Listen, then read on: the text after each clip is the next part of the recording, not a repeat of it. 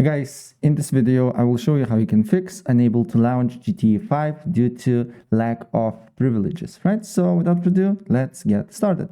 First of all, open up Steam or Epic Games, whatever client you use. Then you just need to go to the library. On library, you just need to find GTA 5, right click on it, properties, installed files, browse. And then here what you need to do is to find some files. So scroll down a bit until you see GTA5.exe, GTA5.bexe, GTA5 language select, GTA5 launcher, right? And play GTA.exe.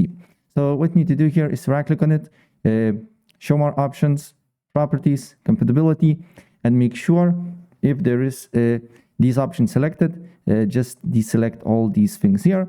Should be no run this program as admin, no disable full screen optimizations, and run this program on compatibility mode. Should be nothing selected here, and apply and deal with all of them. So show more options, properties, compatibility, and make sure these deselected. Same thing with GTA language select, GTA 5 launcher, and then play GTA 5. Do the same, and your issue should be fixed. So yeah, that's it. And if I helped you out, please press like button and subscribe for more. Take care. Bye.